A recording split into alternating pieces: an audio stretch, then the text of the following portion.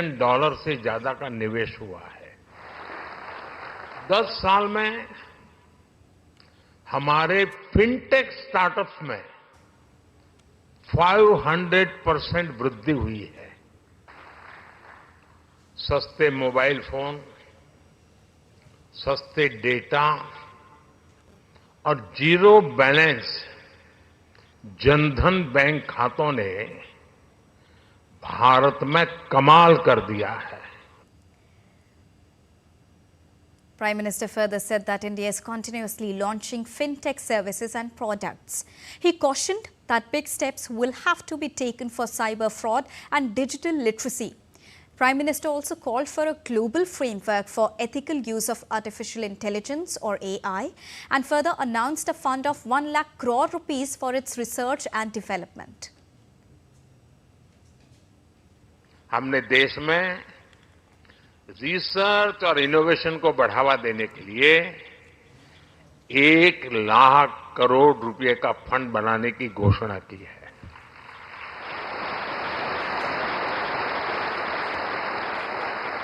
हमने data protection कानून बनाया है। मेरी हमारे रेगुलेटर से भी कुछ अपेक्षाएं हैं। हमें साइबर फ्रॉड को रोकने के लिए और डिजिटल लिटरेसी के लिए और बड़े कदम उठाने होंगे। साइबर फ्रॉड स्टार्टअप्स की, फिनटेक्स की ग्रोथ में रुकावट न बने, ये ध्यान रखना भी उतना ही जरूरी है। Let's understand more on this as our correspondent from Mumbai, Shama Mishra, is joining us live. Good afternoon, Shama. Now, when we talk about it, from currency to QR codes, India has indeed come across a long way. And Prime Minister further said that the best is yet to come. What have been the top highlights of this Global FinTech Summit so far, Shama? Deepika, you'd be remembering that in 2016, when the note bandi had happened, when the demonetization had happened, how this entire fintech sector had aided in, in revolutionizing or strengthening each person, even the farmer, even the people who are selling your pan, the people who are selling sandwiches, they were strengthened, and this was the fintech was the reason. And this particular fest, the Global FinTech Fest, is one of those celebrations which is actually hailing the India's story of financial technology revolution. You'd be knowing that Prime Minister had, before the speech, he had visited some of the stalls here at the exhibition area, and one of them was Spinzy. Now, Spinzy, it deals with the cyber fraud, cyber threat, and Prime Minister has also highlighted that there is a huge need to actually act on this. What exactly Spinzy does and how it will be beneficial, let's talk to him. So, Prime Minister had come to your stall and you explained him a lot of stuff. What did you explain it to him? And as I was mentioning, that cyber security, cyber threat has become a has become a nuisance these days. How do we deal with it? So, yeah, thank you so much. And Spinzy helps banks deal with fraud. Today, as you would know, mule accounts has become a bigger issue. संकल्पना को मूर्त रूप दे रहा है। देवी और सज्जनों, भारत सरकार पत्तन, पोत परिवहन और जलमार्ग मंत्रालय तथा मत्स्य पालन विभाग आयोजित वाड़वन बंदरगाह शिलान्यास, साथ ही देश भर में मत्स्य पालन संबंधित विविध परियोजनाओं के उद्घाटन, शिलान्यास एवं शुभारंभ समारोह में भारत के प्रधानमंत्री माननीय श्री नरेंद्र मोदी जी का मैं मानसी हार्दिक स्वागत और साथ ही साभार नमन करती हूं। शॉल तथा छत्रपति शिवाजी महाराज के आरमार की प्रतिकृति देकर भारत के प्रधानमंत्री जी का स्वागत एवं सम्मान करेंगे महाराष्ट्र के मुख्यमंत्री माननीय श्री एकनाथ शिंदे जी, महाराष्ट्र के उप मुख्यमंत्री माननीय श्री देवेंद्र जी फडणवीस, माननीय श्री अजीत दादा पवार एवं केंद्रीय मंत्री श्री सर्बानंद सोनोवाल जी। हिंदवी स्वराज्य के संस्थापक, महापराक्रमी, लोक कल्याणकारी छत्रपति शिवाजी महाराज की, छत्रपति शिवाजी महाराज की, छत्रपति शिवाजी महाराज की।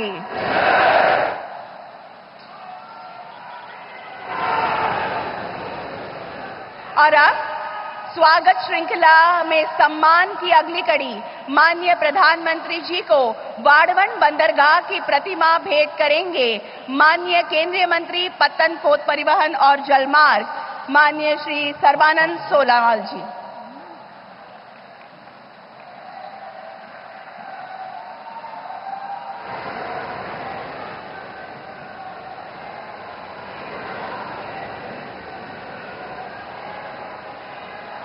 धन्यवाद। और अब महाराष्ट्र के उप मुख्यमंत्री माननीय श्री अजीत पवार जी से मैं संबोधन हेतु अनुरोध करती हूं।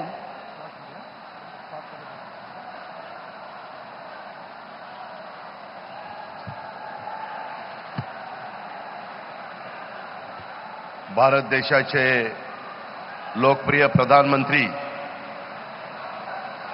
आदरणीय नरेंद्र मोदी जी, आपले महामहिम राज्यपाल तसंच राज्याचे मुख्यमंत्री माननीय एकनाथरावजी शिंदेजी, केंद्रीय उपस्थित असणारे दोन्ही कॅबिनेट मिनिस्टर, आपले उपमुख्यमंत्री देवेंद्र फडणवीसजी,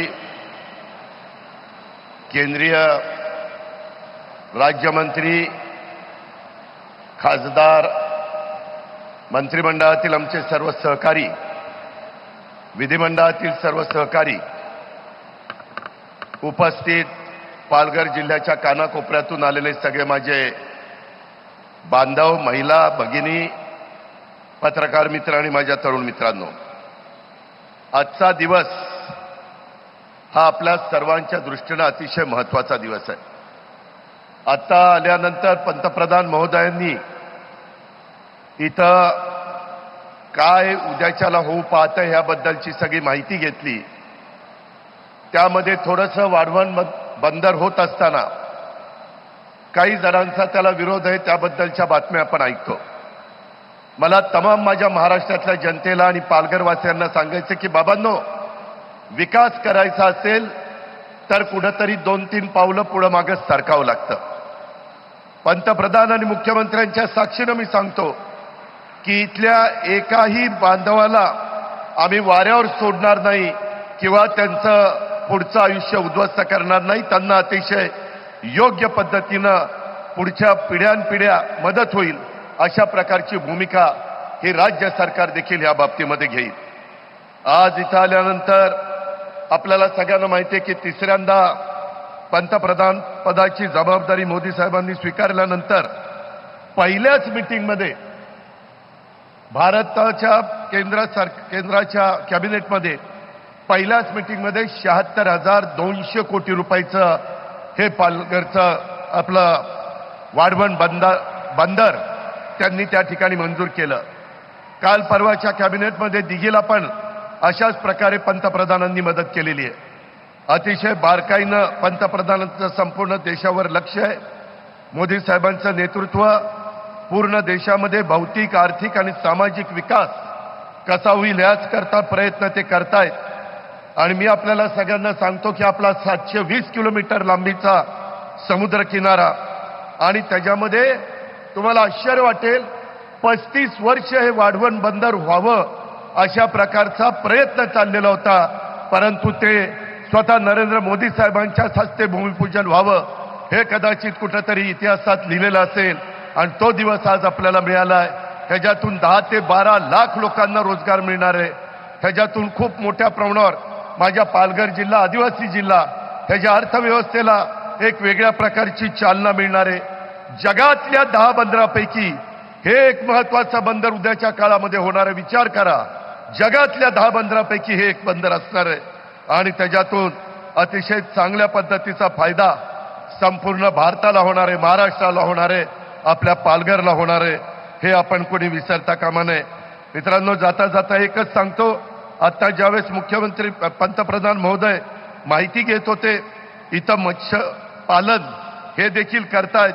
आता काही शेतकऱ्यांशी ते बोलत होते, त्याच्यात महिला होत्या, त्याच्यात पुरुष होते। लातूर, कोल्हापूर, नांदेड, पालघर आणि माझं वसई कोळीवाडा इथली त्याच्यातली मुलं आणि महिला हे त्याच्यात काम करतायत। आता कोल्हापूरच्या आदित्य खैरमोडेंनी सांगितलं, उदरगडचा मुलगा BSc फिजिक्स झालेला 14 गुंठे जागा वर्षाला 18 लाख रुपये तो कमवतो, खर्च वजा जाता 8 लाख रुपये त्या मुलाचा फायदा होतो. अशा पद्धतीनं एक नवीन मत्स्य व्यवसायाच्या निमित्तानं कार्यक्रम केंद्र सरकारने आणि राज्य सरकारने आपल्याकरता आणलेला आहे. समुद्रापासून 10 किलोमीटर आतमध्ये हे बंदर होणार आहे आणि त्याचा खूप मोठा फायदा आपल्याला होणार आहे. कृपया कुणी याच्यामध्ये गैरसमज करून घेऊ नका, अशा प्रकारची आग्रहाची, नम्रतेची, कळकळीची विनंती करतो. आज प्रधानमंत्री जी, आपके मार्गदर्शन में हम राज्य के नागरिकों को अत्याधुनिक विश्व स्तरीय बुनियादी ढांचा प्रदान करने के प्रयासों का अंजाम दे रहे हैं. हम इस बात का पूरा ध्यान रख रहे हैं कि जो इंफ्रास्ट्रक्चर बनाया जाएगा वह गुणवत्तापूर्ण और सुंदर होगा. प्रधानमंत्री जी, वर्ष 2047 में देश अपने स्वतंत्रता की शताब्दी मनाएगा. उस समय विकसित भारत के निर्माण में महाराष्ट्र की बड़ी हिस्सेदारी होगी. ऐसा विश्वास मैं आपको देता हूं और अपने शब्दों को विराम देता हूं. आप सभी को धन्यवाद. आदरणीय प्रधानमंत्री जी की तहे दिल से स्वागत और बहुत बहुत धन्यवाद. जय हिंद, जय महाराष्ट्र. धन्यवाद. और अब महाराष्ट्र के उप मुख्यमंत्री माननीय श्री देवेंद्र फडणवीस जी से मैं संबोधन हेतु प्रार्थना करती हूं.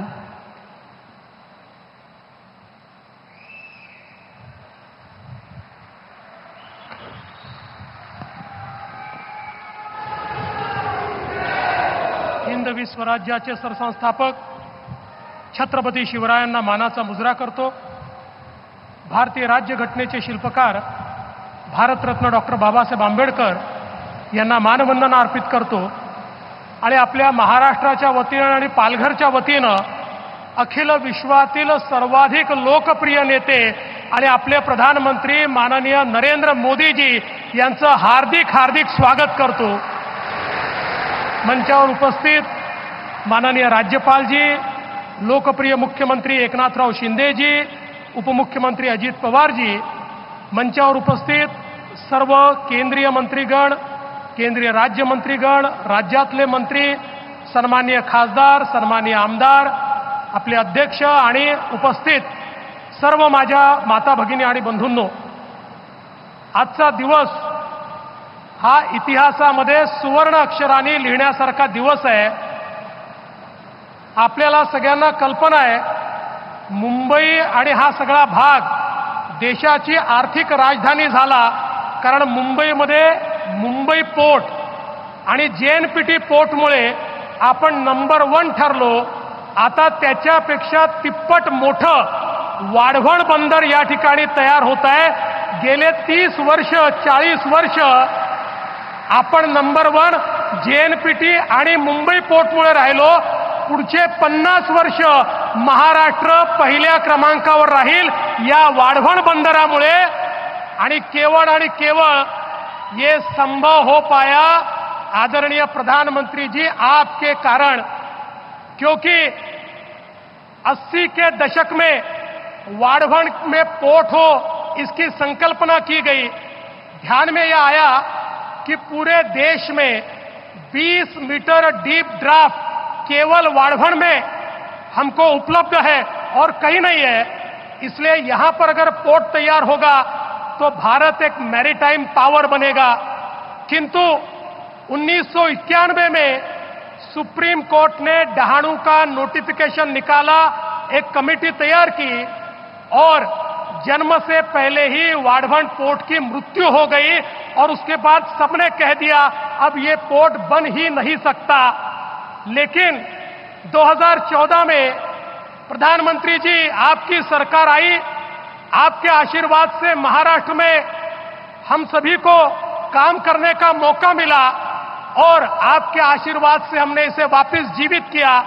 और सबसे महत्वपूर्ण कोई काम किया तो हमने नया राइट ऑफ वे ढूंढकर निकाला जो डहाणू नेचुरल अथॉरिटी के बाहर था और एक ऐसा राइट ऑफ वे जिससे पर्यावरण को कोई धोखा नहीं हो सकता. और उसके कारण ये जो 91 का नोटिफिकेशन था उस नोटिफिकेशन से ये वाढवण पोर्ट बाहर निकला और आपने इसको नेशनल पोर्ट का दर्जा दिया. और मुझे बहुत खुशी है सुप्रीम कोर्ट तक हर जगह हम लोग जीतते गए और आज की ये परिस्थिति है कि वाढ़वण का शिलान्यास आपके हाथ से हो रहा है। और मैं ऐसा कहता हूं, किसी भी देश के इतिहास में एक ऐसा वाकया होता है जो उस देश के लिए टर्निंग पॉइंट होता है। प्रधानमंत्री जी, अगले 200 साल तक ये वाढ़वण का जो पोर्ट है, इस पोर्ट के कारण आपका जो नाम है वो इतिहास में दर्ज होगा कि भारत को आगे ले जाने का काम अगर किसी ने किया तो प्रधानमंत्री मोदी जी ने यहां पर किया। और इसलिए मैं उनका बहुत बहुत आभार व्यक्त करता हूं। और आज ये क्षण आ चुका है। मैं प्रधानमंत्री जी इस समय एक सुझाव देना चाहता हूं कि जिसकी फिजिबिलिटी हम लोग देखें। आप जानते हैं, दुनिया के सारे बड़े एयरपोर्ट ये रेक्लेमेशन करके इसी प्रकार से समुद्र में पोर्ट के आसपास तैयार किए हैं। मुंबई में हम आने वाले दिनों में मुंबई जो बढ़ने वाली है वो सारी की सारी इसी वसई विरार पालघर साइड में बढ़ने वाली है। हम लोग इस पोर्ट के लिए रिक्लेमेशन कर रहे हैं। उसके साथ साथ अगर हम एयरपोर्ट का भी रिक्लेमेशन करें और तीसरा एयरपोर्ट अगर इधर करें तो मैं ऐसा मानता हूं कि हम मुंबई को बदल देंगे। मैं जाते जाते इतना ही कहना चाहता हूं, इस जो ये बंदर है इसको तैयार करते समय एक चीज का ध्यान रखा गया। हमारे जो मछुआरे हैं, हमारी जो फिशिंग कम्युनिटी है, उसके जीवन में सकारात्मक परिवर्तन आए। यहां पर उनका फिशिंग हार्बर भी होगा, उनके लिए फिशिंग की नई व्यवस्थाएं भी होगी, उनके लिए नए प्रकार के वहां पर वेसल्स भी हम लोग उपलब्ध कर देंगे। और इतना ही नहीं, ये भी तय किया यहां के फिशरमैन और यहां के आदिवासियों को ही ट्रेनिंग देकर उनको ही यहां पर जॉब्स दिए जाएंगे। 1 लाख अवसर यहां पर तैयार होंगे। वो यहां के आदिवासियों को, यहां के ओबीसीज को और यहां के फिशरमैन को देने का निर्णय किया। और मैं जेएनपीटी का आभार व्यक्त करता हूं, उन्होंने उसका ट्रेनिंग भी शुरू कर दिया है और जल्दी ही इन सबको बहुत अच्छी नौकरियां मिलेगी। तो यहां की लोकल कम्युनिटी को बिल्कुल डिस्टर्ब किए बिना देश का सबसे बड़ा पोर्ट बनाने के लिए प्रधानमंत्री जी आपको बहुत बहुत धन्यवाद देता हूं और अपने शब्दों को विराम देता हूं। जय हिंद, जय महाराष्ट्र।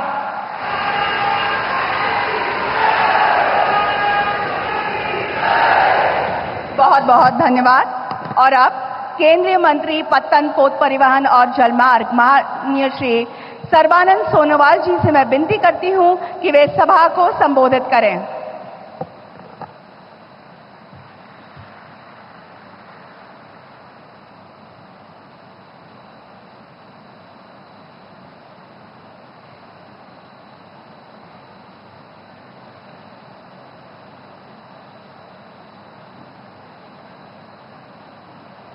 नमस्कार। आज की इस सभा में हमारे बीच उपस्थित हमारे देश की आदर्शवादी नेता, दुनिया की सबसे लोकप्रिय नेता परम आदरणीय प्रधानमंत्री नरेंद्र मोदी जी, महाराष्ट्र सरकार की गवर्नर सीपी राधाकृष्णन जी, महाराष्ट्र प्रदेश सरकार की लोकप्रिय मुख्यमंत्री एकनाथ शिंदे जी, केंद्रीय सरकार की वरिष्ठ मंत्री राजीव रंजन सिंह जी, महाराष्ट्र सरकार के उप मुख्यमंत्री देवेंद्र फडणवीस जी, उप मुख्यमंत्री अजित पवार जी, हमारे भारत सरकार की मेरे साथी मंत्री प्रोफेसर एसपी बाघेल जी, शांतनु ठाकुर जी, जॉर्ज कुरियन जी और हमारे महाराष्ट्र की मंत्री सुधीर मुनगंटीवार जी, रविंद्र चौहान जी, संजय बानसोड़े जी और हमारे यहाँ की लोकल एमपी हेमंत बिश्नू सावड़ा जी, एमएलसी चंद्रशेखर बावनकुळे जी, पालघर और महाराष्ट्र की मेरी प्यारी भाइयों और बहनों, पत्रकार बंधु, आपल्या सर्वांना माझा नमस्कार, राम राम। आज हमारे लिए एक ऐतिहासिक दिन है, क्योंकि आज स्वतंत्र भारत की सबसे बड़े पोर्ट वर्धमान में निर्माण होने जा रहा है।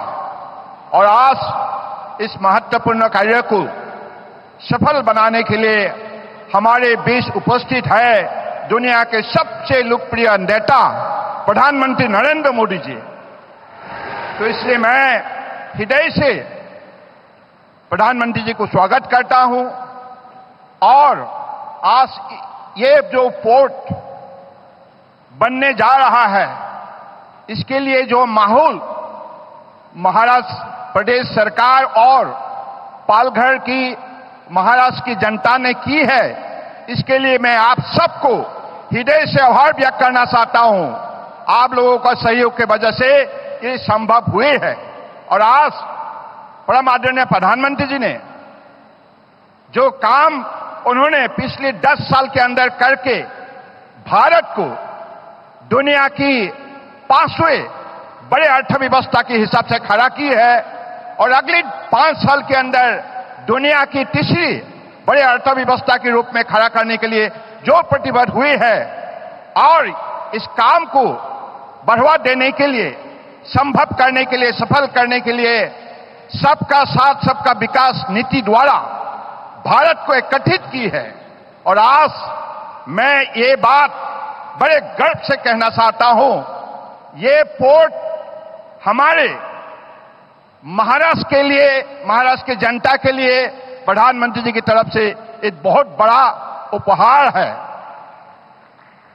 क्योंकि ये पोर्ट बनने का बाद जो रोजगार हमारे स्थानीय युवा पीढ़ी को मिलेगा, महिला को मिलेगा, और मसो संप्रदाय के लोगों के लिए जो भी कार्यक्रम रचना की गई है, मैं ये निश्चित रूप से मानता हूं ये हमारे अगले 25 साल के अंदर आत्मनिर्भर भारत निर्माण करने का जो विकास यात्रा मोदी जी के नेतृत्व में सफलपूर्वक तेज से आगे चलने लगा है, इस विकास यात्रा को सफल बनाने के लिए भारत की अन्य प्रदेश का साथ महाराष्ट्र प्रदेश भी एक प्रमुख भूमिका निभाएंगे।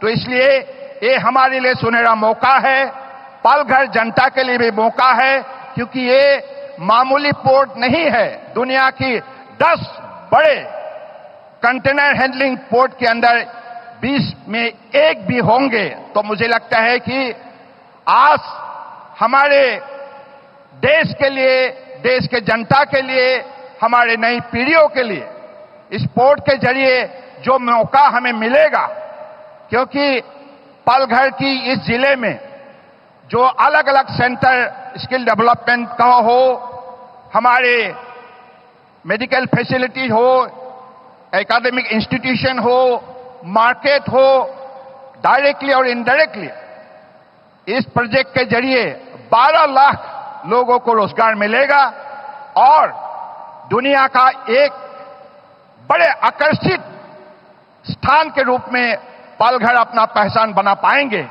तो मुझे लगता है कि आज परम आदरणीय प्रधानमंत्री जी ने देश को मजबूत बनाने के लिए, सभी वर्गों की भलाई के लिए पिछली 10 साल के अंदर जो भी परियोजना सफलपूर्वक उन्होंने लागू की है, जनता को साथ लेकर, मुझे लगता है कि निश्चित रूप से ये भारत हमारे मातृभूमि, और ये भारत अगले दिनों में दुनिया की सर्वश्रेष्ठ विकसित राष्ट्र बनेगा, ये निश्चित हुआ है।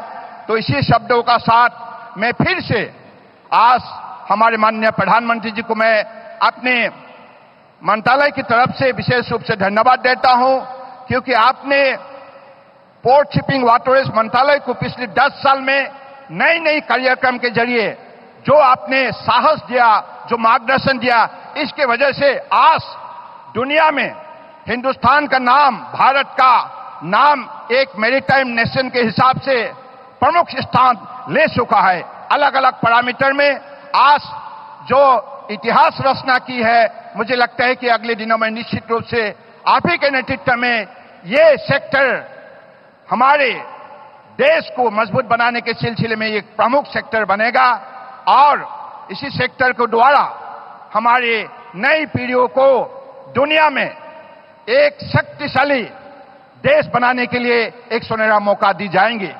तो इसी शब्दों का साथ मैं फिर से आप सबको धन्यवाद देते हुए अगले दिनों में मैं आप लोगों से यही आग्रह करता हूं, जब कंस्ट्रक्शन शुरू होंगे, इस कंस्ट्रक्शन के समय पे 1 लाख लोगों का यहां रोजगार होगा और जब ये कार्य संपूर्ण होगा उसके बाद 10 लाख से 12 लाख तक रोजगार मिलेगा। तो इस कार्यक्रम को हमें सही समय पर हमें निष्ठापूर्वक पूरा करने के लिए हम चाहते हैं कि महाराष्ट्र प्रदेश सरकार और महाराष्ट्र की जनता और विशेष रूप से पालघर की स्थानीय जनता विशेष कदम उठाए, सब सहयोग करे दिल से निष्ठापूर्वक। इसी शब्दों का साथ मैं अपनी वाणी को विराम देता हूं। धन्यवाद। भारत माता की जय। महाराष्ट्र।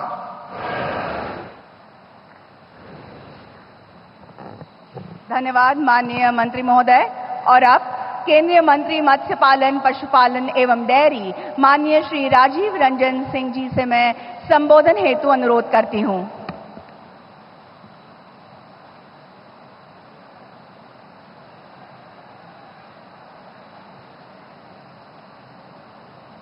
पूरे देश में, पूरे विश्व में देश का सम्मान और गौरव बढ़ाने वाले भारत के आदरणीय प्रधानमंत्री नरेंद्र मोदी जी, मंच पर उपस्थित महाराष्ट्र के महामहिम राज्यपाल महोदय, माननीय मुख्यमंत्री श्री एकनाथ शिंदे जी, माननीय मंत्री श्री सोनेलाल सोनोवाल जी, माननीय उप मुख्यमंत्री, माननीय केंद्रीय राज्य मंत्रीगण, माननीय महाराष्ट्र के सभी मंत्रीगण, माननीय विधायकगण और यहां उपस्थित आप सभी साथियों, आज माननीय प्रधानमंत्री जी ने मछली उत्पादन से जुड़े 1564 करोड़ रुपए की योजनाओं का शिलान्यास किया है और लोकार्पण किया है, जिसमें fishing harbours, aqua park, biofloc, cage culture, aquaculture system, quality fish seeds और ट्रांसपॉन्डर्स को लॉन्च किया है उन्होंने, जो मछली के उत्पादन के दिशा में एक लंबी दूरी तय करेगी और मछली का उत्पादन बढ़ेगा।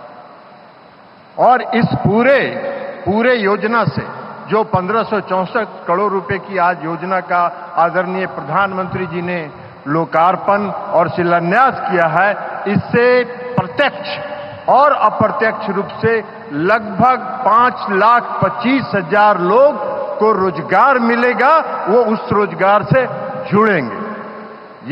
ये आज के कार्यक्रम का है, इसलिए हम आदरणीय प्रधानमंत्री जी को विभाग की तरफ से, मछली विभाग की तरफ से, मत्स्य विभाग की तरफ से उनका हार्दिक अभिनंदन और धन्यवाद करते हैं कि आज उन्होंने समय दिया इन योजनाओं का शिलान्यास करने। आदरणीय प्रधानमंत्री जी की परिकल्पना है कि 2047 में हम विकसित भारत बनाएंगे और उसका लक्ष्य लेकर पूरी दृढ़ शक्ति के साथ और दूरदृष्टि के साथ प्रधानमंत्री जी ने जो 2 निर्णय लिया, 2019 में इन्होंने मत्स्य विभाग और पशुपालन विभाग को अलग विभाग बनाया और उसके साथ साथ प्रधानमंत्री मत्स्य संपदा योजना को प्रारंभ किया। उसने मत्स्य उत्पादन के क्षेत्र में क्रांति लाने का काम किया है। मत्स्य उत्पादन आज हमारा बढ़ा है। प्रधानमंत्री मत्स्य उत्पादन योजना का अगर आप उत्पादन की बात करें तो पिछले 9 वर्षों में मछली का उत्पादन दोगुना हो गया। 2013-14 तक जहां मात्र 95.79 लाख टन का मछली उत्पादन होता था, 2022-23 में आदरणीय प्रधानमंत्री जी आपके नेतृत्व में इस देश में दोगुना 1,175.45 लाख टन मछली का उत्पादन हुआ, जो 13-14 के बराबर में दोगुना है। उसी तरह आदरणीय प्रधानमंत्री जी आपके नेतृत्व की सरकार ने इस देश में मछली के निर्यात को जो बढ़ावा दिया है, उसने यहाँ के मछली उत्पादकों को की आर्थिक स्थिति को संपन्न करने का काम किया है। आज जो 2013-14 में जहां मात्र 30,213 करोड़ रुपए का निर्यात होता था, आपके नेतृत्व में 9 वर्षों के अंदर 60,523 करोड़ रुपए का निर्यात हुआ है। 123 देश हैं इस विश्व के जो हमारे मछली को लेते हैं, और उसमें सबसे बड़ा देश यूएसए है, यूनाइटेड स्टेट्स ऑफ अमेरिका, जो हमारा सबसे बड़ा बाजार में ये है। और आदरणीय प्रधानमंत्री जी, आज जो आपने एक ट्रांसपॉन्डर को लॉन्च किया है, vessel communicate and support system के तहत, यह ट्रांसपॉन्डर देश के अंदर विकसित किया गया है और इसको आज आपने लॉन्च किया है। 1 लाख ट्रांसपॉन्डर जितने मैकेनाइज्ड और मोटराइज्ड वेसल्स हैं सभी में लगाया जाएगा, और हर मछुआरे को जो वेसल्स में मछुआरे होंगे उनको मुफ्त में ये ट्रांसपॉन्डर दिया जाएगा, जो किसी भी एंड्रॉयड फोन के साथ जुड़ सकता है। मछुआरे रहते हैं समुद्र के अंदर 8 किलोमीटर, 7 किलोमीटर, 6 किलोमीटर के अंदर, परिवार से दूर रहते हैं, 15 दिन 10 दिन तक बाहर रहते हैं। इस ट्रांसपॉन्डर सिस्टम के द्वारा 6 सैटेलाइट के माध्यम से हर मछुआरा अपने परिवार के साथ जुड़ जाएगा, अपने परिवार से संपर्क कर सकेगा। इस ट्रांसपॉन्डर के माध्यम से उनको यह सूचना दी जाएगी कि समुद्र के किस इलाके में ज्यादा मछली उपलब्ध है, ताकि मछुआरों को और वेसल्स को दूर तक भटकना नहीं पड़ेगा, वो वहां जाके फिशिंग कर सकते हैं। तो इससे उनके आय में भी वृद्धि होगी। इसके अलावा पूरे मछुआरे कम्युनिटी के लोगों के जो संपर्क हैं, कोई खतरा हुआ, कहीं कोई समुद्र में तूफान आया, उनको तुरंत उसके माध्यम से सूचना दी जाएगी कि तूफान है, आप वहां से निकल जाओ। मछुआरे कभी कभी मछली मारते मारते समुद्री इलाके में अपनी सीमा को पार कर जाते हैं। ये ट्रांसपॉन्डर सिस्टम उनको सूचित करेगा कि आप अपनी सीमा को पार कर रहे हैं, कृपया अपनी सीमा में लौट आइए। तो यह ट्रांसपॉन्डर सिस्टम पूरे मछली के उत्पादन के क्षेत्र में एक क्रांति लाने का काम करेगा। इसके लिए मैं आपको प्रधानमंत्री जी हृदय से आपका आभार व्यक्त करता हूं कि आज आपने इसको आपने लॉन्च किया है, और यह पूरे अपने देश के अंदर विकसित किया हुआ ट्रांसपॉन्डर सिस्टम है। इसके अलावा मछली उत्पादन से जुड़े लोगों को आदरणीय प्रधानमंत्री जी ने सामाजिक और आर्थिक सुरक्षा भी प्रदान की है। सामाजिक सुरक्षा उनको प्रदान किया, उनको बीमा के कवर से इन्होंने जोड़ने का काम किया। कोई भी मछुआरा अगर किसी दुर्घटना में मारा जाता है, उसको 5 लाख रुपए की बीमा की योजना है। कोई घायल होता है, उसको 2.5 लाख रुपए की बीमा की राशि मिलती है। कोई अस्पताल में इलाज रहता है तो 25,000 रुपए की उसको सहायता मिलती है बीमा के माध्यम से। आपने किसान क्रेडिट कार्ड से जोड़ा है किसानों को, मछली उत्पादन से जुड़े किसानों को। आज किसान क्रेडिट कार्ड के माध्यम से मछली का उत्पादन बढ़ रहा है, और आने वाले समय में यह इतना उत्पादन होगा कि हम 1 लाख करोड़ तक निर्यात कर पाएंगे पूरे देश दुनिया में। यह हम आपको आश्वस्त और भरोसा दिलाते हैं। और इसी के साथ साथ हम आपका पुनः धन्यवाद करते हुए हम आपसे विश्वास दिलाते हैं महाराष्ट्र की इस पालगढ़ की जनता को कि देश के प्रधानमंत्री आदरणीय नरेंद्र मोदी जी के नेतृत्व में 2027 में हम तीसरी अर्थव्यवस्था कायम होंगे, और 2047 2047 में देश एक विकसित राष्ट्र के रूप में दुनिया के सामने उभर के सामने आएगा। यही आशा और विश्वास के साथ बहुत बहुत धन्यवाद।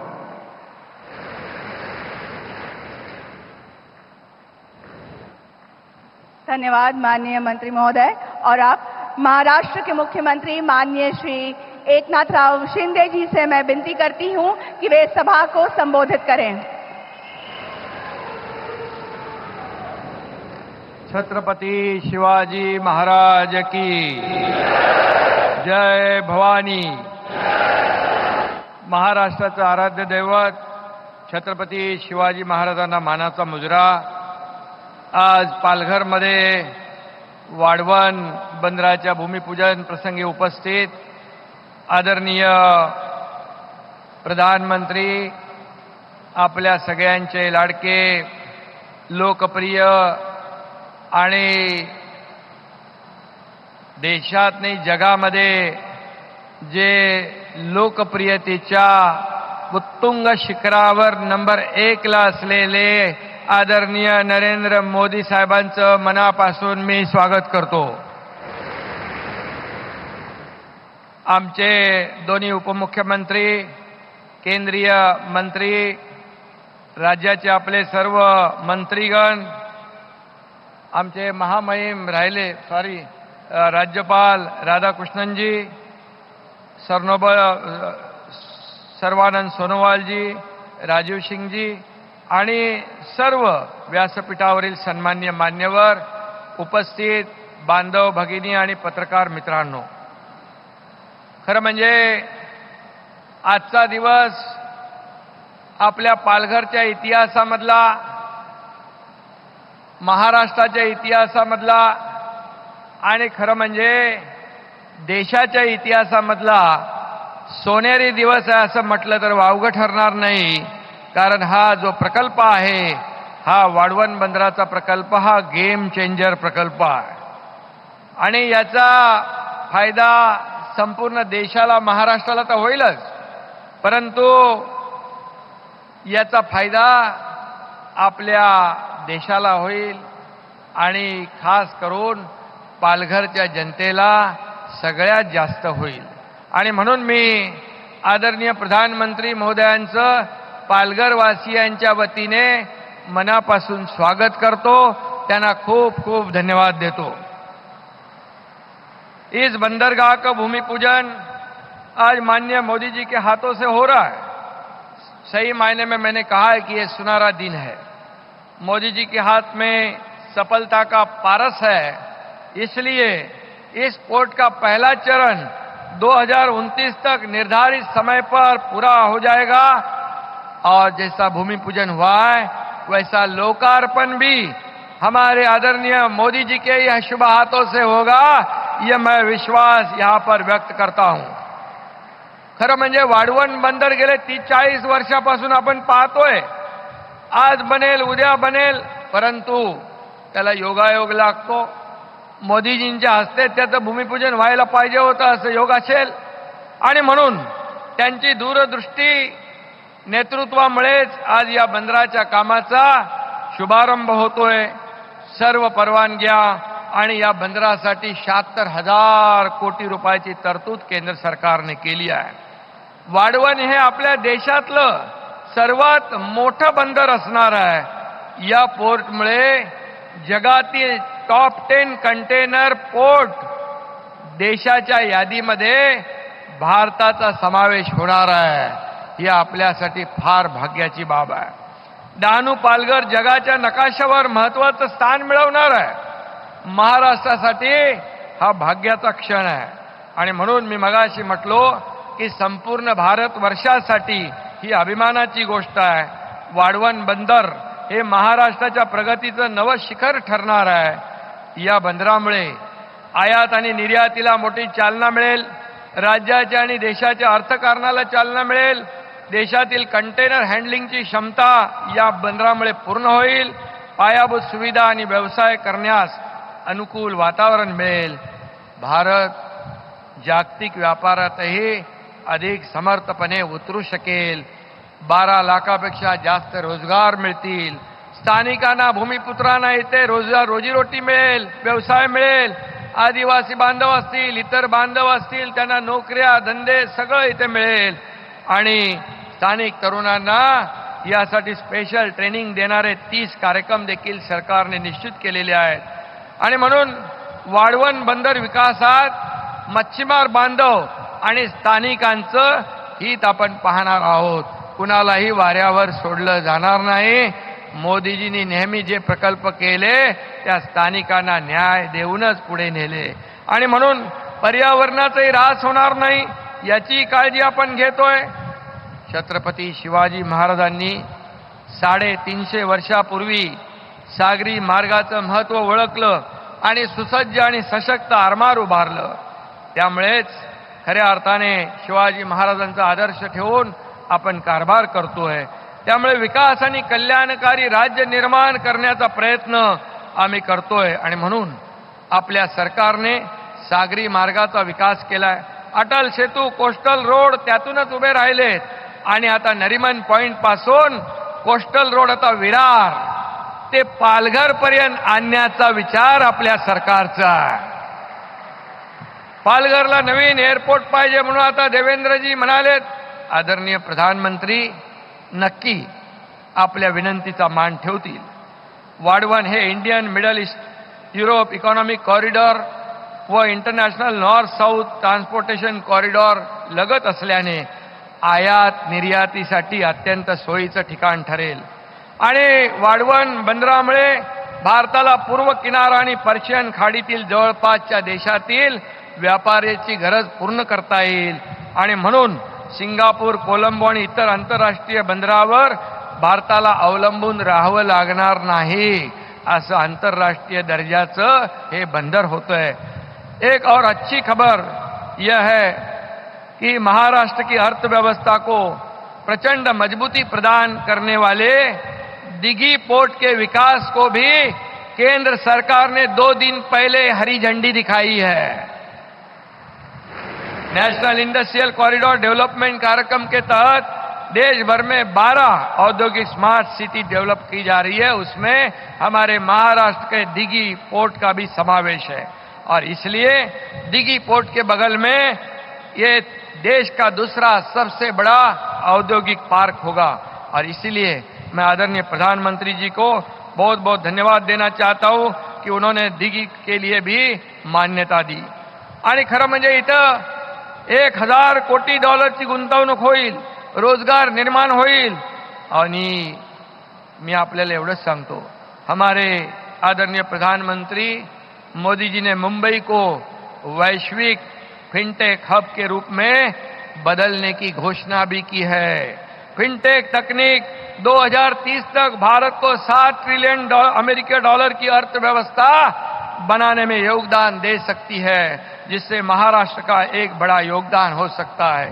आदरणीय प्रधानमंत्री जी मोदी जी ने हम भी आश्वस्त करना चाहते हैं कि महाराष्ट्र 2026 तक भारत के 5 ट्रिलियन डॉलर की अर्थव्यवस्था के लक्ष्य को साकार करने में प्रमुख भूमिका निभाएगा. ये हमारा वादा है. एमएमआर क्षेत्र 2047 में विकसित भारत की अर्थव्यवस्था के लिए एक पावर हाउस होगा, ऐसे भी हमारे आदरणीय मोदी जी ने कहा है. नीति आयोग द्वारा किए गए अध्ययन में मुंबई महानगर के साथ साथ पालघर, रायगढ़, ठाणे जिले सहित पूरे क्षेत्र में समग्र विकास को ध्यान में रखा गया है. अकेले एमएमआर क्षेत्र में ही 1 ट्रिलियन अर्थव्यवस्था की क्षमता है. वर्तमान में एमएमआर क्षेत्र की जीडीपी 12 लाख करोड़ अर्थात 140 बिलियन डॉलर है. 2030 तक इस जीडीपी को 26 लाख करोड़ 300 बिलियन डॉलर तक करने का लक्ष्य रखा है. इसके लिए इसमें इस वाढवण बंदर और दिघी पोर्ट अहम भूमिका निभाएंगे, ये मैं आपको बताना चाहता हूं. मोदी जी की वजह से इस देश की अर्थनीति बदल गई, विकास की नीति अमल में आई, विदेशी निवेश को बढ़ावा मिला और अब देश आर्थिक महाशक्ति बनने के दिशा में अग्रसर हो रहा है. मोदी साहब के कारण दुनिया में भारत का दबदबा बढ़ा, भारत का नाम ऊंचा हो गया और आज देश आर्थिक, सामाजिक, सांस्कृतिक और राजनीतिक रूप में दुनिया के मानचित्र पर झलक रहा है। उसके पीछे मोदी जी का सक्षम नेतृत्व, उनकी कड़ी मेहनत और परिश्रम है। मोदी जी के कुशल नेतृत्व में देश की प्रगति की गति इसी तरह बढ़ती रहेगी और 2047 तक विकसित भारत विश्व में महाशक्ति के रूप में स्थापित होगा, ऐसा विश्वास यह व्यक्त करता हूं। मोदी जी का एक बार फिर मैं हार्दिक आभार व्यक्त करता हूं, उनको धन्यवाद देता हूं। शेवटी जाता जाता एकच सांगतो, शिवरायांच्या आदर्शावर चालतो आमचा कारभार, खंबीर साथ देते केंद्रातील मोदी सरकार। धन्यवाद।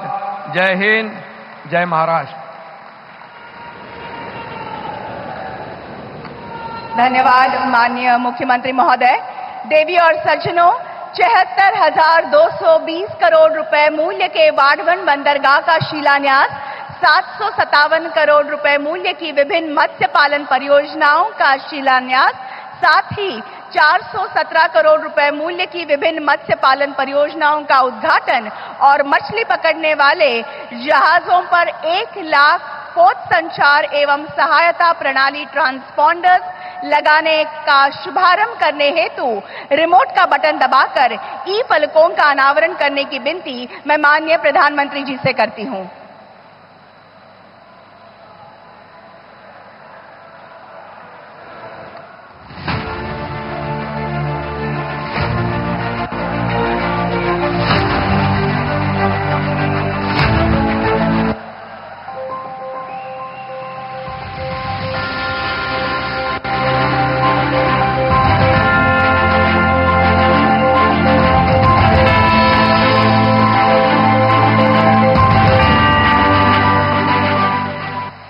धन्यवाद। कृपया आप विराजमान हो जाएं। देवी और सज्जनों, वाढवन बंदरगाह पर आधारित एक फिल्म हमने बनाई है, जिसे देखने के लिए ना ही यहां पर उपस्थित स्थानिक बल्कि पूरे विश्व के लोग उत्सुक हैं। मैं आपका ध्यान स्क्रीन की तरफ आकर्षित करना चाहती हूं।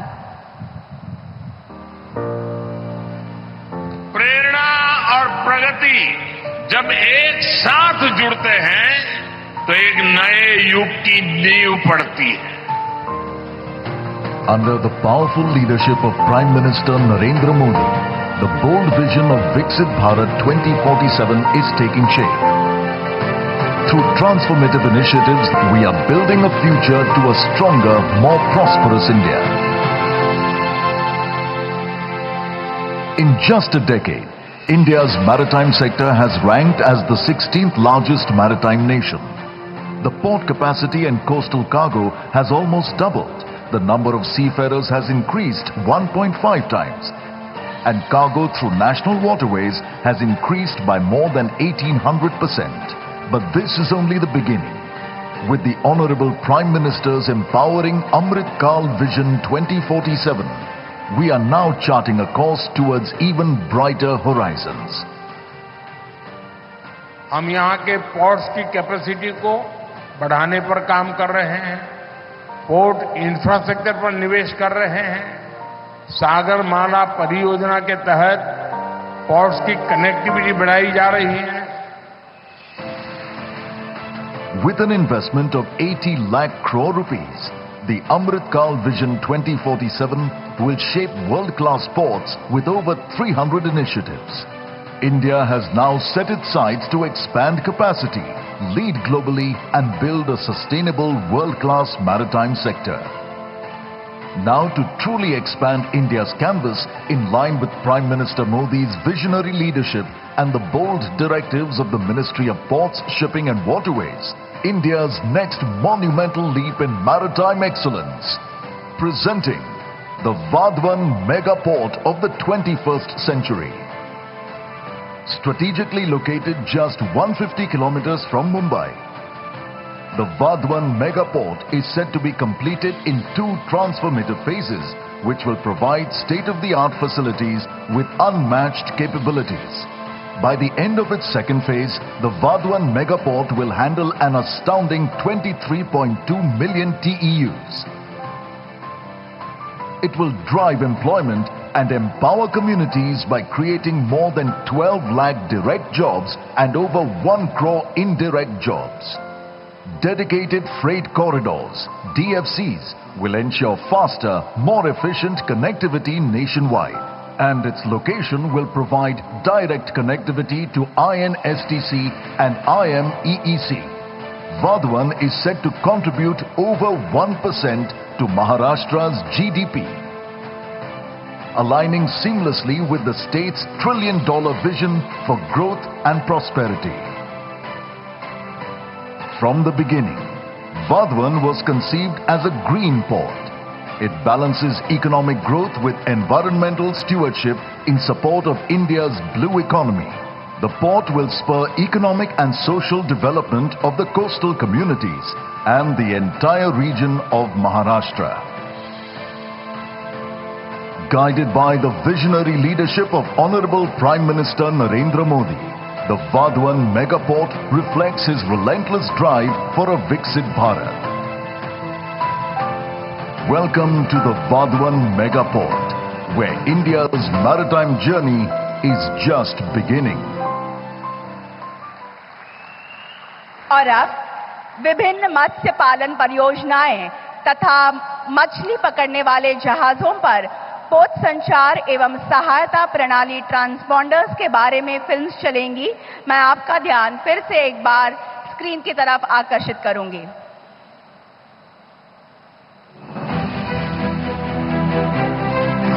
मत्स्यिकी और जलीय कृषि भारत में लगभग 3 करोड़ मछुआरों और मत्स्य किसानों को आजीविका प्रदान करने वाला एक महत्वपूर्ण माध्यम है। पिछले 10 वर्षों में प्रधानमंत्री नरेंद्र मोदी जी के नेतृत्व में भारत सरकार ने फिशरीज सेक्टर में कई अहम रिफॉर्म किए हैं। मत्स्यिकी क्षेत्र के केंद्रित विकास के लिए भारत सरकार ने 2019 में मत्स्य पालन विभाग और नए मंत्रालय की स्थापना की। साथ ही मत्स्यिकी क्षेत्र के सर्वांगीण विकास के लिए विभिन्न योजनाओं को लागू किया। पहली बार देश में इतनी बड़ी व्यापक योजना बनाई गई है।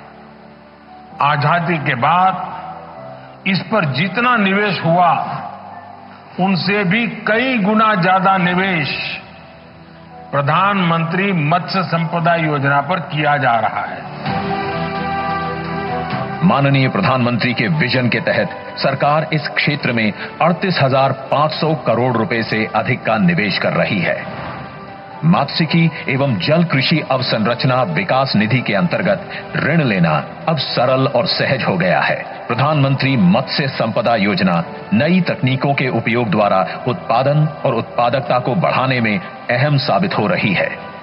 लगभग 44,000 फिशिंग वेसल्स की सुरक्षित लैंडिंग और बर्थिंग के लिए 113 फिशिंग हार्बर्स और फिश लैंडिंग सेंटर्स को मंजूरी दी गई है, जिससे 14 लाख मछुआरों और संबंधित हितधारकों को लाभ होगा। मत्स्य उत्पादन में वृद्धि के लिए रीसर्कुलेटरी एक्वाकल्चर सिस्टम, बायोफ्लॉक, केज और रेसवे जैसी प्रौद्योगिकियों के लिए सहायता प्रदान की जा रही है। समूह दुर्घटना बीमा कवरेज के माध्यम से सामाजिक सुरक्षा सुनिश्चित की गई है तथा मत्स्यन गतिविधि में प्रतिबंध अवधि के दौरान मछुआरों को आजीविका सहायता प्रदान की गई है। मत्स्य उत्पादन 175 लाख टन के रिकॉर्ड स्तर पर पहुंच गया है। साथ ही अंतर्देशीय मत्स्यिकी और जलीय कृषि उत्पादन तथा समुद्री खाद्य निर्यात 2 गुना हो गया है। प्रधानमंत्री मत्स्य किसान समृद्धि सहयोजना PMMKSSY प्रधानमंत्री मत्स्य संपदा योजना के अंतर्गत एक नई उप योजना है। इस उप योजना को मंजूरी मिल गई है। भारत सरकार द्वारा इंटीग्रेटेड स्मार्ट फिशिंग हार्बर्स का विकास, विश्व स्तरीय मत्स्य बाजारों की स्थापना और मत्स्यिकी क्षेत्र में क्लस्टर आधारित विकास जैसी नई पहल की गई है। किसान क्रेडिट कार्ड की सुविधा मछुआरों और मत्स्य किसानों तक पहुंचाई गई। 30 अगस्त 2024 को पालघर, महाराष्ट्र में माननीय प्रधानमंत्री जी द्वारा 1200 करोड़ रुपए की 217 मत्स्यिकी परियोजनाएं लॉन्च हो रही हैं। जिससे 5 लाख से अधिक मछुआरों और मत्स्य किसानों को रोजगार और लाभ मिलेगा। इसके अलावा माननीय प्रधानमंत्री जी 364 करोड़ रुपए के vessel communication and support system के नेशनल रोल आउट को भी लॉन्च कर रहे हैं, जिसके तहत मछुआरों की सुरक्षा के लिए 1 लाख फिशिंग वेसल्स पर ट्रांसपॉन्डर लगाने को मंजूरी दी गई है।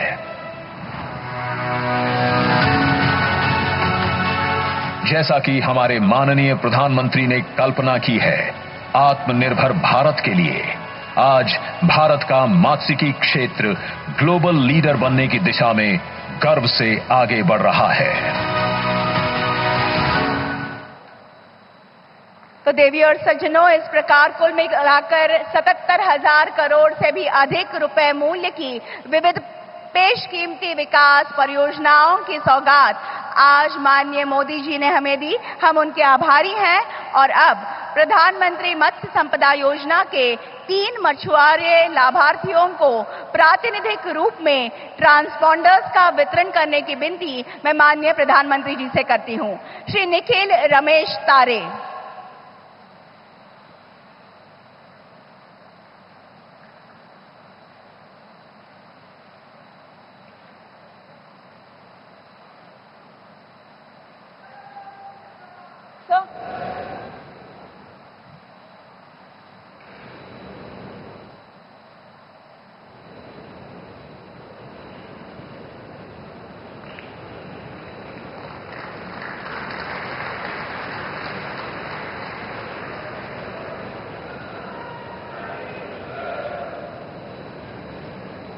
श्री नंद कुमार सीताराम भोयर।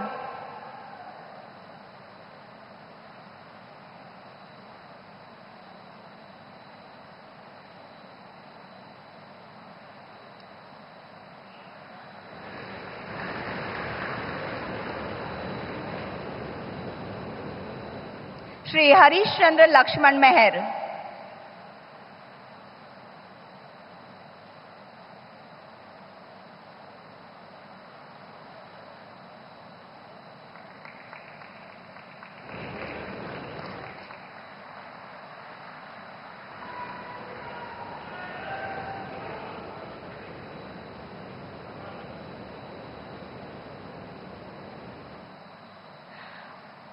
और अब 3 मछुआरे लाभार्थियों को प्रातिनिधिक रूप में किसान क्रेडिट कार्ड वितरित करने की विनती मैं माननीय प्रधानमंत्री जी से करती हूं। श्रीमती सुरेखा रूपचंद वाघमारे।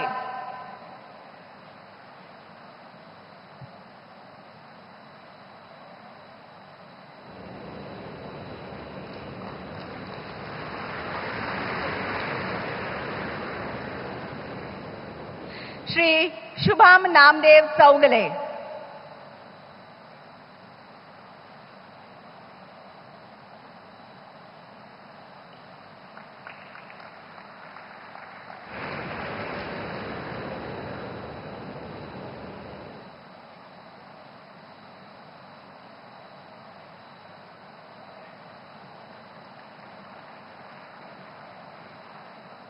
श्री अपरेश तुकाराम खोत।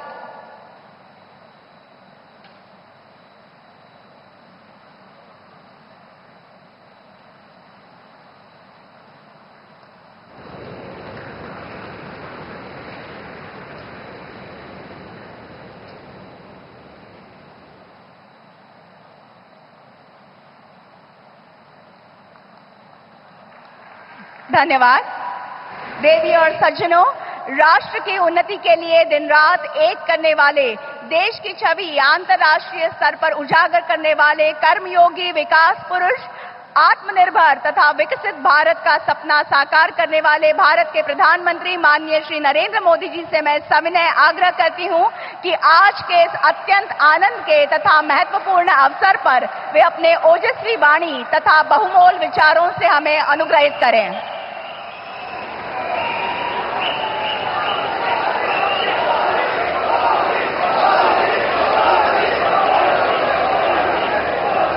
भारत माता की,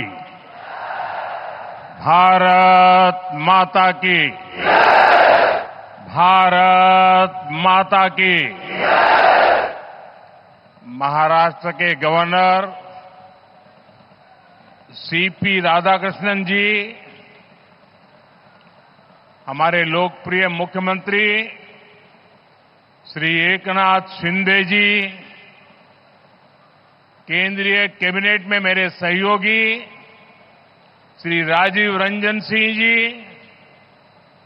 सर्बानंद सोनोवाल जी, महाराष्ट्र के उप मुख्यमंत्री देवेंद्र फडणवीस जी, अजीत दादा पवार जी, केंद्रीय मंत्रिमंडल के मेरे अन्य सहयोगीगण, महाराष्ट्र सरकार के मंत्री, अन्य महानुभाव और मेरे प्यारे भाइयों एवं बहनों, आज संत सेनाजी महाराज यांची पुण्यतिथी. मी त्यांना नमन करतो.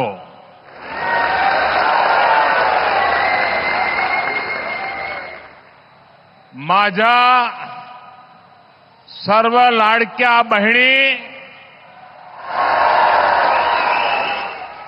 आणि लाडक्या भावांना तुमच्या या सेवकाचा नमस्कार.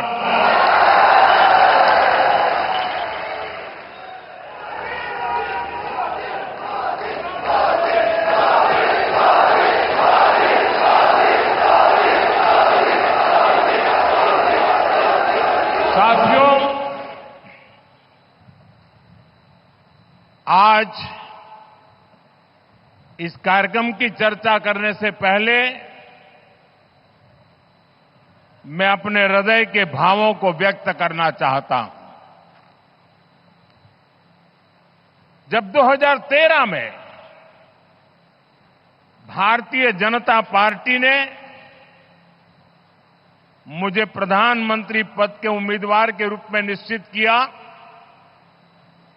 तो मैंने सबसे पहला काम किया था रायगढ़ के किले पर जाकर के छत्रपति शिवाजी महाराज की समाधि के सामने बैठ करके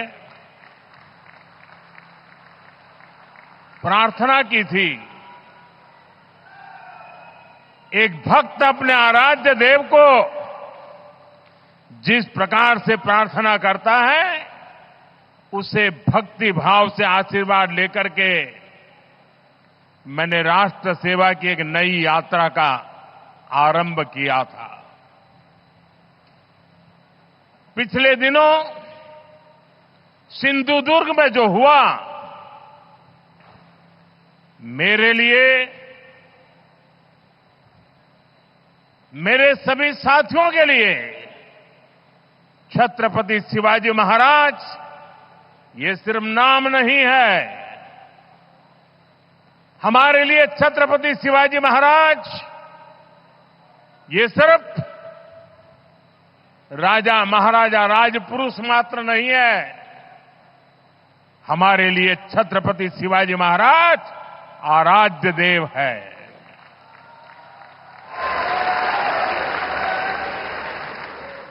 और मैं आज सर झुका करके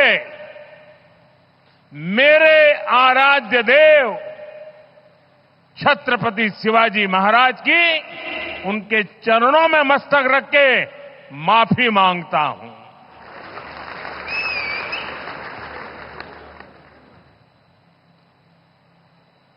हमारे संस्कार अलग है.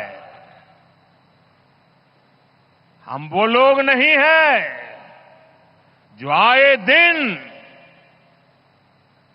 भारत मां के महान सपूत, इसी धरती के लाल वीर सावरकर को अनाप शनाप गालियां देते रहते हैं, अपमानित करते रहते हैं, देशभक्तों की भावनाओं को कुचलते हैं. उसके बावजूद भी वीर सावरकर को गालियां देने के बावजूद भी माफी मांगने को जो तैयार नहीं है, अदालतों में जाकर के लड़ाई लड़ने को तैयार है। इतने बड़े महान सपूत का अपमान करके जिनको पश्चाताप नहीं होता है, महाराष्ट्र की जनता उनके संस्कार को अब जान ले। और ये हमारे संस्कार है कि इस धरती पर आते ही आज मैंने पहला काम मेरे आराध्य देव छत्रपति शिवाजी महाराज में उनके चरणों में सर झुका करके क्षमा मांगने का कर रहा हूं। और इतना ही नहीं, जो लोग छत्रपति शिवाजी महाराज को अपने आराध्य देव मानते हैं, उनके दिल को जो गहरी चोट पहुंची है, मैं ऐसे आराध्य देव की पूजा करने वालों को भी, उनकी भी सर झुका करके क्षमा मांगता हूं। मेरे संस्कार अलग है। हमारे लिए हमारे आराध्य देव से बड़ा कुछ नहीं होता है। साथियों,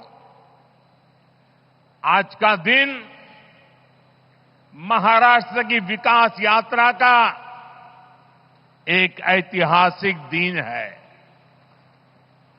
ये भारत की विकास यात्रा के लिए बहुत बड़ा दिन है। विकसित महाराष्ट्र, विकसित भारत के संकल्प का सबसे अहम हिस्सा है। इसलिए पिछले 10 वर्ष हो या अभी मेरी सरकार का तीसरा कार्यकाल, महाराष्ट्र के लिए लगातार बड़े फैसले लिए गए हैं। महाराष्ट्र के पास विकास के लिए जरूरी सामर्थ्य भी है, संसाधन भी है। यहां समुद्र के तट भी है। इन तटों से अंतर्राष्ट्रीय व्यापार का सदियों पुराना इतिहास भी है और यहां भविष्य की अपार संभावनाएं भी है। इन अवसरों का पूरा लाभ महाराष्ट्र को और देश को मिले, इसके लिए आज वाढवण पोर्ट की नींव रखी गई है। इस पोर्ट पर 76,000 करोड़ रुपए से ज्यादा खर्च किए जाएंगे। ये देश का सबसे बड़ा कंटेनर पोर्ट होगा। ये देश ही नहीं, दुनिया के सबसे गहरे पोर्ट में से एक महत्वपूर्ण पोर्ट होगा। आज देश के सभी कंटेनर पोर्ट से जितने कंटेनर आते जाते हैं, पूरे देश के टोटल की मैं बात कर रहा हूं, आज जितने टोटल आते जाते हैं उससे ज्यादा कंटेनर का काम अकेले वाढवण पोर्ट पर होने वाला है। आप अंदाज लगा सकते हैं, ये पोर्ट महाराष्ट्र और देश के व्यापार का, औद्योगिक प्रगति का कितना बड़ा केंद्र बनेगा। इस क्षेत्र की पहचान अब तक प्राचीन किलों यानी फोर्ट से होती थी। अब इस क्षेत्र की पहचान आधुनिक पोर्ट से भी हुआ करेगी। मैं पालघर के लोगों को, महाराष्ट्र के लोगों को, देश के लोगों को बहुत बहुत बधाई देता हूं। साथियों, हमारी सरकार ने 2-3 दिन पहले ही दीघी पोर्ट औद्योगिक क्षेत्र के विकास को भी मंजूरी दे दी है। यानी ये महाराष्ट्र के लोगों के लिए डबल खुशखबरी है। ये औद्योगिक क्षेत्र छत्रपति शिवाजी महाराज की राजधानी रायगढ़ में विकसित होने वाला है। इसलिए ये महाराष्ट्र की पहचान का, छत्रपति शिवाजी महाराज के सपनों का भी प्रतीक बनेगा। दीघी पोर्ट औद्योगिक क्षेत्र से पर्यटन और इको रिसोर्ट को भी बढ़ावा मिलेगा।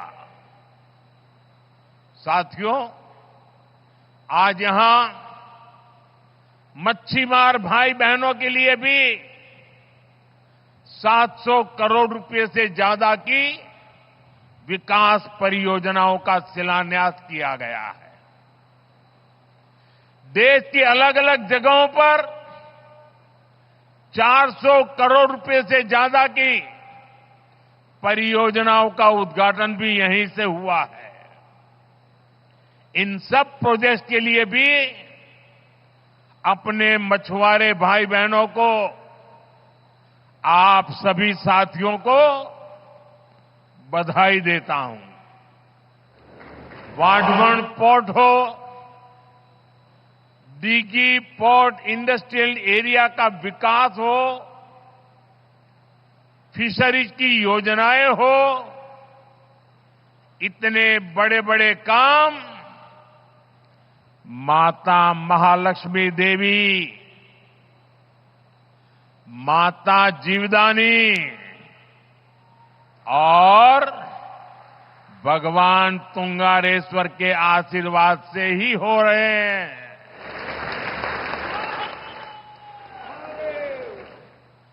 माता महालक्ष्मी देवी,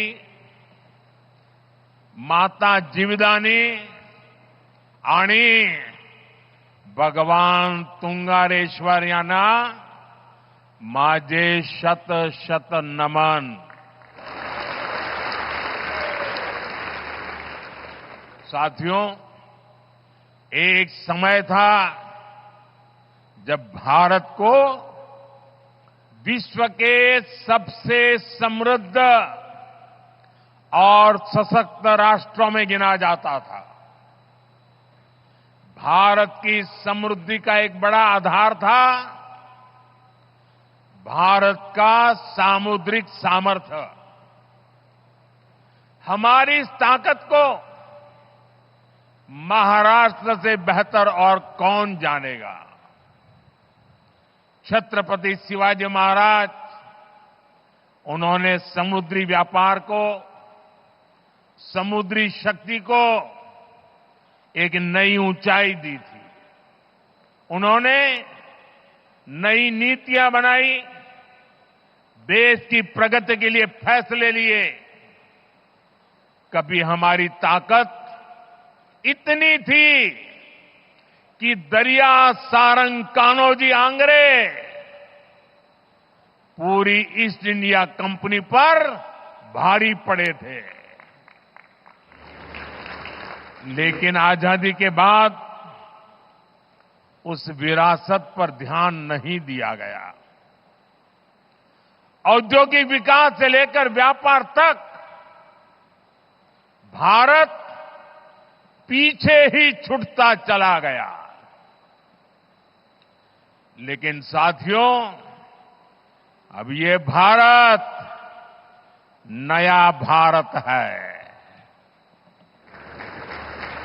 नया भारत इतिहास से सबक लेता है। नया भारत अपने सामर्थ्य को पहचानता है। नया भारत अपने गौरव को पहचानता है। गुलामी की बेड़ियों के हर निशान को पीछे छोड़ते हुए नया भारत समुद्री इंफ्रास्ट्रक्चर में मिल के नए पत्थर लगा रहा है। साथियों, पिछले एक दशक में भारत के समुद्री तटों पर विकास को अभूतपूर्व गति मिली है। हमने बंदरगाहों को आधुनिक बनाया है। हमने जल मार्गों को विकसित किया है। जहाजों को बनाने का काम भारत में हो, भारत के लोगों को रोजगार मिले, सरकार ने इस पर जोर दिया है। इस दिशा में लाखों करोड़ रुपए का निवेश हुआ है। आज इसके परिणाम भी हमें देखने को मिल रहे हैं। ज्यादातर पोर्ट की क्षमता पहले की तुलना में दोगुनी हो गई है। निजी निवेश भी बढ़ा है। जहाजों के आने जाने के समय में भी कमी आई है। इसका लाभ किसे मिल रहा है? हमारे उद्योगों, हमारे व्यापारियों, जिनकी लागत कम हुई है। इसका लाभ हमारे युवाओं को मिल रहा है, जिन्हें नए अवसर मिल रहे हैं। इसका लाभ उन नाविकों को मिल रहा है जिनकी सुविधाएं बढ़ी है। साथियों, आज वाडवर्ण पोर्ट पियर पूरी दुनिया की नजर है। दुनिया में वाडवर्ण पोर्ट की बराबरी करने वाले 20 मीटर जितनी गहराई वाले बहुत कम बंदरगाह है। इस पोर्ट पर हजारों जहाज आएंगे, कंटेनर आएंगे। इस पूरे क्षेत्र की आर्थिक तस्वीर बदल जाएगी। सरकार वाडवर्ण पोर्ट को रेल और हाईवे कनेक्टिविटी से भी जोड़ेगी। कितने ही नए नए व्यापार इस पोर्ट की वजह से यहां शुरू होंगे। यहां वेयर हाउसिंग के काम में बहुत तेजी आएगी और इसकी लोकेशन ये तो सोने पर सुहागा है। Western dedicated freight corridor, Delhi Mumbai express way, सब कुछ बहुत पास है। पूरे साल यहां से कार्गो आएगा जाएगा और इसका सबसे ज्यादा लाभ आप लोगों को मिलेगा, मेरे महाराष्ट्र के भाई बहनों को मिलेगा, मेरी नई पीढ़ी को मिलेगा। साथियों, महाराष्ट्र का विकास ये मेरी बहुत बड़ी प्राथमिकता है। आज मेक इन इंडिया का लाभ महाराष्ट्र को हो रहा है। आज आत्मनिर्भर भारत अभियान का लाभ महाराष्ट्र को हो रहा है। आज भारत की प्रगति में हमारा महाराष्ट्र बहुत बड़ी भूमिका निभा रहा है। लेकिन ये दुर्भाग्य है कि महाराष्ट्र विरोधी दलों ने आपके विकास पर, आपकी भलाई पर हमेशा ब्रेक लगाने की कोशिश की। मैं आज आपको इसका एक और उदाहरण देता हूं। भाइयों और बहनों, हमारे देश को वर्षों से दुनिया के साथ व्यापार के लिए एक बड़े और आधुनिक पोर्ट की जरूरत थी। महाराष्ट्र का पालघर ही इसके लिए सबसे उपयुक्त जगह है। ये पोर्ट हर मौसम में काम कर सकता है, लेकिन इस प्रोजेक्ट को 60 वर्षों तक लटका कर रखा गया। महाराष्ट्र और देश के ये योजना इतने जरूरी काम को कुछ लोग शुरू ही नहीं होने दे रहे थे। 2014 में आप सबने हमें दिल्ली में सेवा करने का मौका दिया। 2016 में जब हमारे साथी देवेंद्र जी की सरकार आई, तब इस पर उन्होंने गंभीरता से काम शुरू करवाया। 2020 में यहां पोर्ट बनाने का फैसला भी कर लिया गया, लेकिन उसके बाद सरकार बदल गई और 2.5 साल तक फिर यहां कोई काम नहीं हुआ। आप मुझे बताइए, अकेले इस प्रोजेक्ट से यहां कई लाख करोड़ रुपए के निवेश का अनुमान है। यहां करीब 12 लाख रोजगार के अवसर पैदा होंगे। महाराष्ट्र के इस विकास से आखिरी किसे आपत्ति थी? कौन लोग थे जो महाराष्ट्र के विकास को ब्रेक लगा रहे थे? ये कौन लोग थे जिनको महाराष्ट्र के नौजवानों को रोजगार मिले इससे इतराज था? पहले की उन सरकारों ने क्यों इस काम को आगे नहीं बढ़ने दिया? ये बात महाराष्ट्र की जनता को कभी भी भूलना नहीं चाहिए।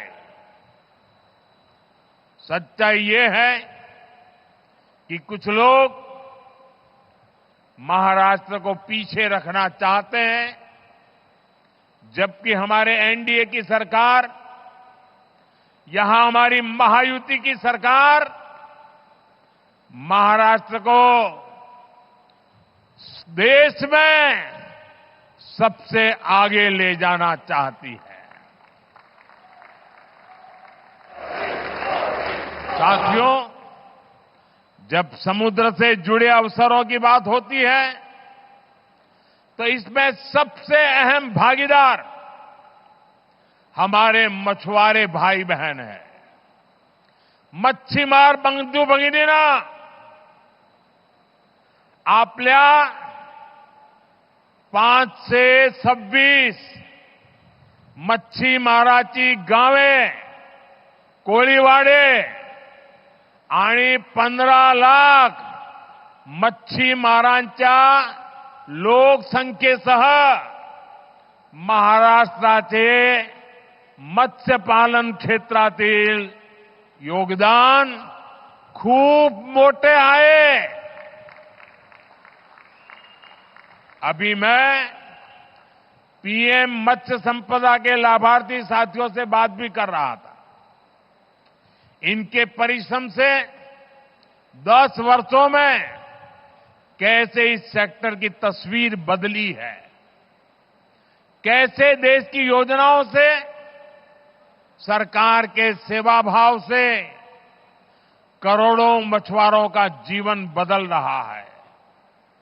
ये आज हमें देखने को मिल रहा है। आपकी मेहनत ने कितना कमाल किया है। ये जानकर आपको भी खुशी होगी, आज भारत दुनिया का दूसरा सबसे बड़ा मछली उत्पादक देश बन गया है। 2014 में देश में 80 लाख टन मछली का ही उत्पादन होता था। आज करीब करीब 170 लाख टन मछली का उत्पादन भारत कर रहा है। यानी सिर्फ 10 साल में मछली का उत्पादन आपने 2 गुना कर दिया है। आज भारत का सी फूड निर्यात भी तेजी से बढ़ रहा है। 10 साल पहले देश से 20,000 करोड़ रुपए से कम का झींगा निर्यात होता था। आज 40,000 करोड़ रुपए से ज्यादा की झींगा निर्यात होता है। यानी झींगा का निर्यात भी आज 2 गुने से ज्यादा हो गया है। हमने जो ब्लू रिवॉल्यूशन स्कीम शुरू की थी, उसकी सफलता चारों तरफ दिख रही है। इस योजना से रोजगार के लाखों नए अवसर तैयार हुए हैं। आमच्या सरकारच्या निरंतर प्रयत्नामुळे कोट्यावधी मच्छीमारांचे उत्पन्न वाढले आहे, त्यांचा जीवन स्तर सुधारला आहे। साथियों, हमारी सरकार मछली उत्पादन में महिलाओं की भागीदारी को बढ़ाने के लिए भी काम कर रही है। प्रधानमंत्री मत्स्य संपदा योजना के तहत हजारों महिलाओं को मदद दी गई है। आप भी जानते हैं कि मछली पकड़ने के लिए जाने वाले लोगों को अपने जीवन का खतरा भी उठाना पड़ता है। घर की महिलाएं, पूरा परिवार चिंता में जीता था। हम आधुनिक टेक्नोलॉजी और सैटेलाइट की मदद से इन खतरों को भी कम कर रहे हैं। आज जो ये वेसल कम्युनिकेशन सिस्टम शुरू हुआ है, वो तो हमारे मच्छी मार भाई बहनों के लिए बहुत बड़ा वरदान होगा। सरकार मछली पकड़ने वाले जहाजों पर 1 लाख ट्रांसपोंडर लगाने जा रही है। इसकी मदद से हमारे मछुआरे साथी अपने परिवारों से, बोट मालिकों से, फिशरीज डिपार्टमेंट से, समुद्र की सुरक्षा करने वालों से हमेशा जुड़े रहेंगे। चक्रवात के समय, समुद्र में किसी अनहोनी के समय हमारे मछुआरे साथी जब चाहे अपना संदेश सैटेलाइट की मदद से किनारे पर संबंधित लोगों को भेज पाएंगे। संकट के समय आपका जीवन बचाना आप तक सबसे पहले पहुंचना सरकार की बहुत बड़ी प्राथमिकता है। साथियों, मच्छीमार भाई बहनों के जहाज सुरक्षित लौट सके, इसके लिए 110 से ज्यादा मच्छी बंदरगाह और लैंडिंग सेंटर्स भी बनाए जा रहे हैं। कोल्ड चेन हो, प्रोसेसिंग की व्यवस्था हो, नाव के लिए लोन की योजना हो या पीएम मत्स्य संपदा योजना हो, ये सारी योजनाएं मच्छीमार भाई बहनों के हित के लिए ही बनाई गई है। हम तटीय गांवों के विकास पर और ज्यादा ध्यान दे रहे हैं। आपका सामर्थ्य बढ़ाने के लिए मच्छीमार सरकारी संस्थाओं को भी, सहकारी संस्थाओं को भी मजबूत बनाया जा रहा है। साथियों, पिछड़ों के लिए काम करना हो या वंचितों को अवसर देना हो, बीजेपी और एनडीए सरकारों ने पूरे समर्पण भाव और ईमानदारी से काम किया है। आप देखिए, देश में इतने दशकों तक मच्छीमार भाई बहनों और आदिवासियों की क्या स्थिति रही। पुरानी सरकारों की नीतियों में हमेशा इस समाज को हाशिए पर रखा गया।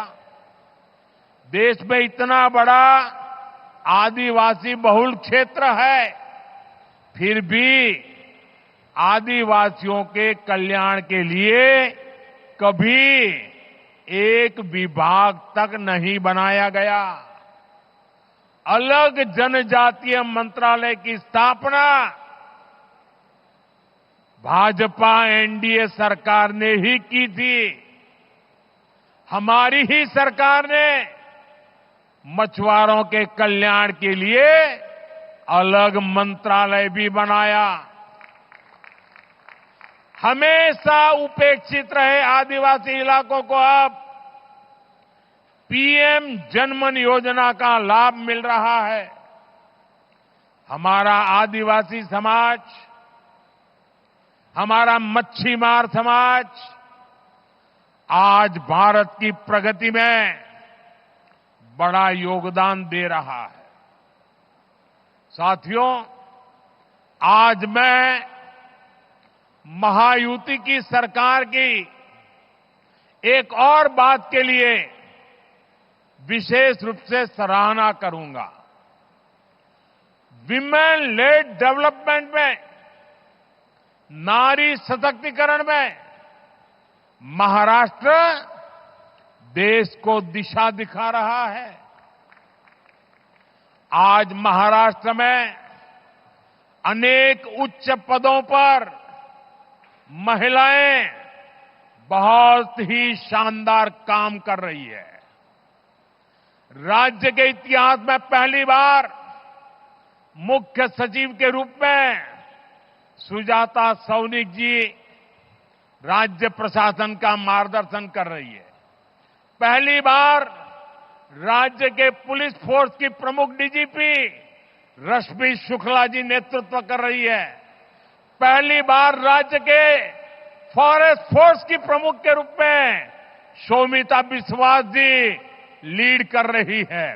पहली बार राज्य के कानून विभाग के प्रमुख के रूप में श्रीमती सुवर्णा केवले जी बड़ी जिम्मेदारी संभाल रही है। इसी तरह राज्य के प्रिंसिपल अकाउंटेंट जनरल के रूप में जया भगत जी ने कमान संभाली हुई है और मुंबई में कस्टम्स डिपार्टमेंट का नेतृत्व प्राची स्वरूप जी के हाथों में है। मुंबई की विशाल और मुश्किल भरे अंडरग्राउंड मेट्रो 3 को मुंबई मेट्रो की एमडी अश्विनी भिड़े जी लीड कर रही है। उच्च शिक्षा क्षेत्र में भी महाराष्ट्र में महिलाएं नेतृत्व कर रही है।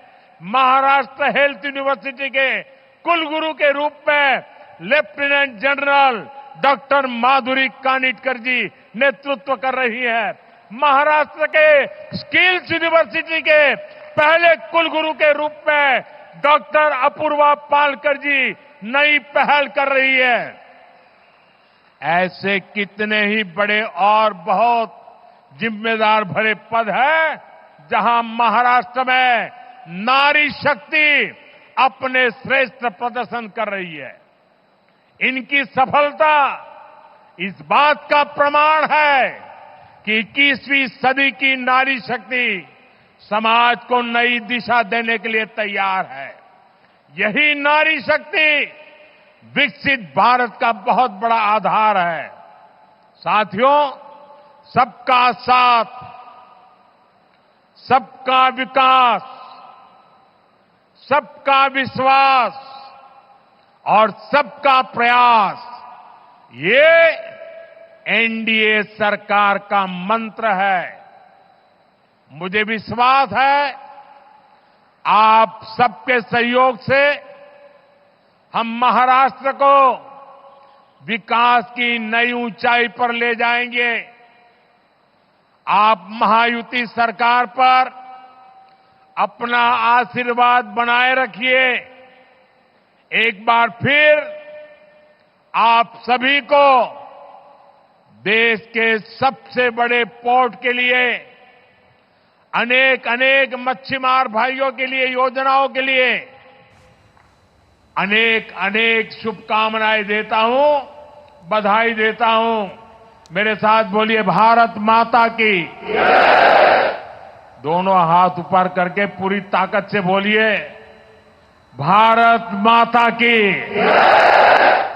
आज आपके साथ समंदर की हर लहरें भी अपना सूर जोड़ रही है। भारत माता की, भारत माता की, भारत माता की। बहुत बहुत धन्यवाद।